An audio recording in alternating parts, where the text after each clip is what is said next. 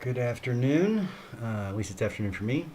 This is a mock-up of a project for actuarial science at the high school level. And this particular mock-up focuses on binomial distributions. If you happen to be a student have been assigned this project, you're in the wrong spot. You'll need to find out the correct video series that you want. Anyway, I just want to run through it for the people that are helping me out and give you a chance to see how it works and also get an idea if I've overshot, undershot, or I've got it just about right. So the first thing we need to do is get our file set up. I'm going to click here. This is the setup file. It's really straightforward process. We'll just go ahead and enable the content and then click here to start. You enter your first name, your last name, and then we're going to give students ID numbers so that we can track them through the system. In this case, just enter 8 digits, it doesn't matter. I'm going to pick 9,000 and 1,000. And then go ahead and create the file. Now, this is going to take a little bit of time because of the nature of the data set that we're generating. Not a huge amount of time, a couple of, maybe 25 seconds. And the file is going to be located on the desktop. So let this go ahead and finish up. All right, at that point my file has been created. Now I'm just going to hit the close button. And I've got an Excel empty space that's open right now. On my desktop has been created this file. It's BD for binomial distribution, and then auto accident, and then my identification number of 9,000, 1,000. So we'll go ahead and open that. This is the data that we're going to be working with. And the data set is pretty large. So if I just drag down here, you'll see I have 12,747 observations. Each student has their own data set that's unique to them, and they have their own number of observations. So it's going to vary based on what student happens to be it. If you guys, I would recommend that you actually try the project. You'll end up with a different amount of data. All right, there's also a overview document that's going to be included with the email along with the links, and it talks about what's actually in the data. So you can see we have a claim cost of 0. This represents an accident that was reported to insurance, but after the adjustment it was below the deductible, and therefore the actual claim cost is 0. The claim cost itself is a total claim based on physical damage of the accident. If 2 cars or more are involved in an accident, we just report the total claim. If a single car is involved, it includes damages to the car, but not any damages to the properties. An example, if a car hits a telephone pole or something like that, we don't include that in the telephone pole costs are not included. All right, so we have the age of the driver or the sex, whether they're a student or not. If they're a good student, meaning they have at least a B average and therefore get a good student discount. And then we have something in here for impaired, meaning the driver might have been intoxicated, they could have been texting, any kind of form of distracted driving is included in the variable of impaired. So let's get to the first thing that we want to do. This is my overall data set. Again, age, male, female, student, good student, impaired, and what the actual claim costs are. So the first thing we want to do is a descriptive statistics tab. So what you want to do is go to data, and then we want to go to data analysis. Now if you don't have data analysis, you'll go to file and then options, then come down here to add-ins and click on the Excel add-ins and just check each one of these boxes. Once you hit OK, it'll go ahead and add the data analysis to it along with solver. So we're going to click data analysis, and then we want to do our descriptive statistics. It's going to ask for the input range. So I'm going to come here and click on age, and then do a control shift over. That's going to highlight across, and do a control shift down, and that's going to highlight all of my data that I'm interested in. This is shortcuts. I want to introduce the students to shortcuts because in business and in college, a lot of times you're dealing with really massive data sets, so this kind of helps you move through everything. The labels are going to be in the first row. And then we're going to put the data out. Now it's asking for a either a new range or not. We're just going to go ahead and click on an output range. Then we'll click over here. We'll click on our descriptive statistics and just click on the first cell. And at that point, we'll go ahead and hit, we want to check on summary statistics as well. And then we're just going to go ahead and OK. So here are our descriptive statistics that we've gotten from the system. And we'll just drag these out to make them a little bit more viewable. Not that one. Changes in the position don't matter. And I'll explain that here a little bit better in the future. A little bit more, finally a little bit more on our kind of costs. Just so that we can see what each one of the tabs represents a little bit easier. So we have our age. The average age is 38. About 50% of the drivers are male. About 16% are good students, and about less than half of those are actually good students. We got about 18% of impaired driving, and then our average cost is about $3,289.45.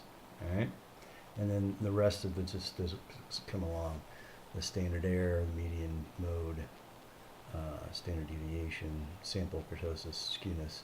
This will get introduced probably better in later projects where we get out of simple distributions like binomial. So our first tab that we want to work off is called the cost bin. You'll see that we have some of the stuff that's actually going to be highlighted. These highlighted cells are the cells that represent what's going to get graded. The color is meaningless. I'm just trying to tell the student exactly where material is. In fact, now that I look at it, this first cell should not be highlighted. Put a no fill there. So we're going to do 25 bins. What we're going to do here is create a histogram.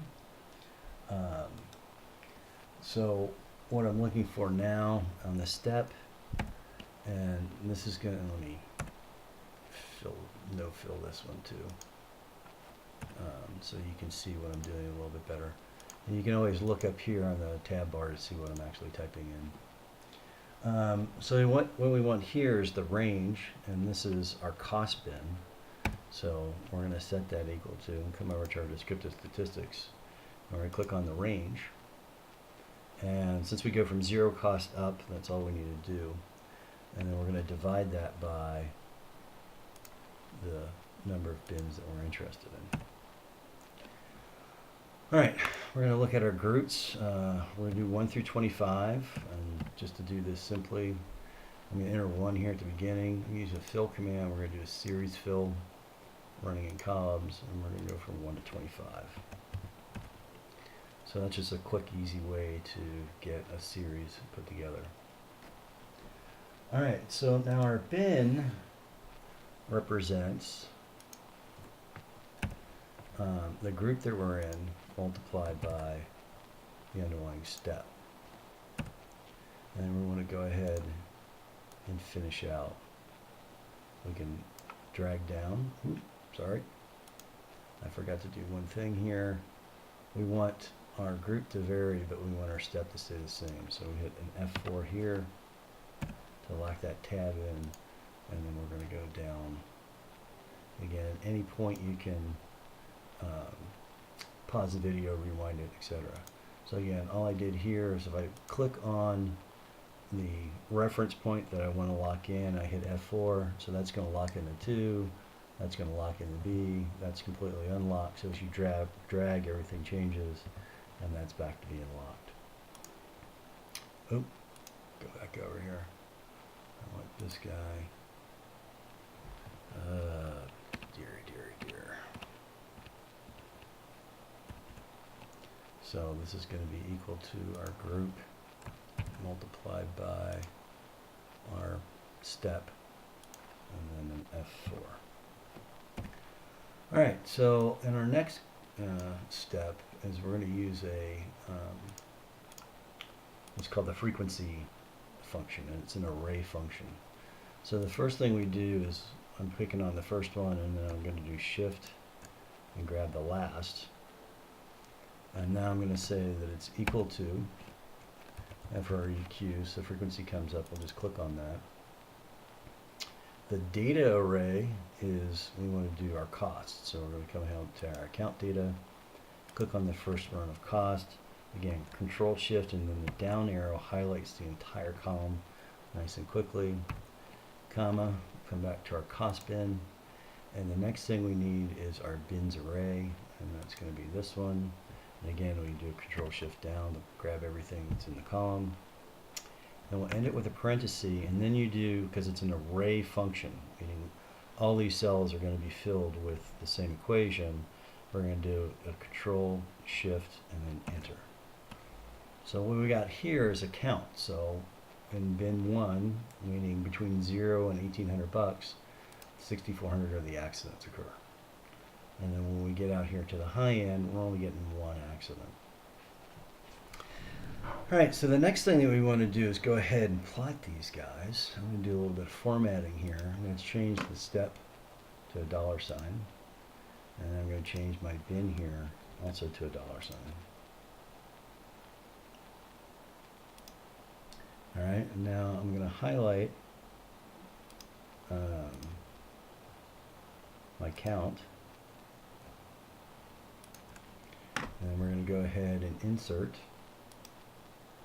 and I want a bar graph. This is going to be the histogram. So this becomes the histogram that I'm interested in. We're going to go ahead and order to our select data. We're going to edit our numbers here so that we actually have our bin. And then hit OK again. And then we're going to move this guy into its own chart location. And this is going to be our cost histogram. You notice it goes before. You want to move this, you can go ahead and move it anywhere that you want. And then we need to get it, kind of correctly labeled. So in this case, we want to add an element, an axis title, primary vertical.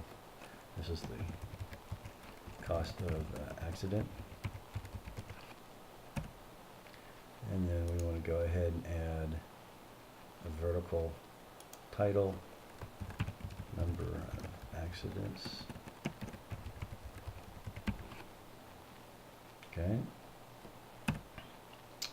And then our title here is not quite clear, so it's a number of accidents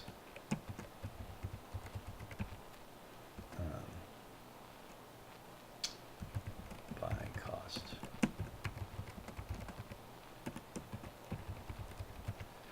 So we want to show the students that you have to really format the table so that it's clear and understandable.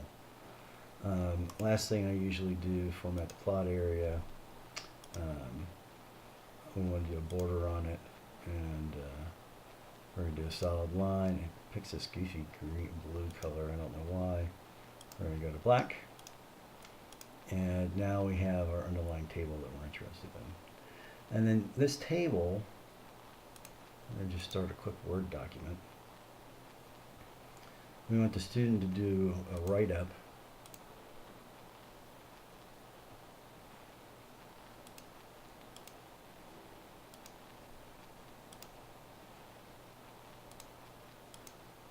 There we go, blank Word document. So I want the student to do a write-up, so what we'll show them how to do is you'll click on this guy, we'll do a Control-C to copy, and then come over, and then we want to paste special, and we just want to do like an enhanced meta file. Now that allows you to then organize your Word document and do things like center it. What we don't want to do is have a link between the Excel file and the Word document. That makes things go really slow. And then we'll ask the student to kind of, go over the expectations question. I would look at this and say, what's a non-normal, right? It's not a normal distribution. There's a lot of outliers associated with it, which can create problems with averages.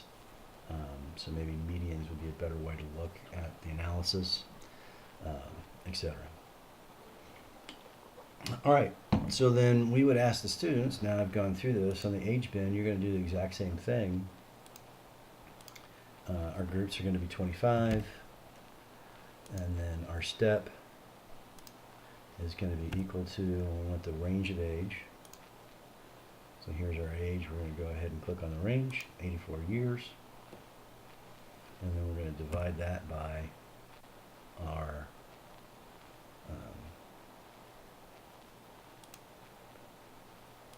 number of groups that we're interested in. So this many years per group. Again, we're going to do a quick fill here.